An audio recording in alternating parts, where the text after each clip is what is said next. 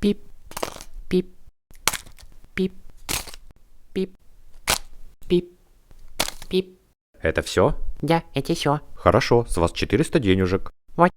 Это же просто листья. Нет, это осенние денежки. Так, а ну хватит пудрить мне мозги. Это же просто листья. Вы бы еще шишек в лесу насобирали. А у меня есть, нядя. Не нядя, а ну давайте нормальные деньги, а то полицию вызову. А смотрите, какая у меня мышка есть. Она писящая. Пи-пи-пи-пи-пи-пи-пи-пи-пи-пи-пи. И правда мышка, но она не похожа на живую. Она что, с батарейкой внутри?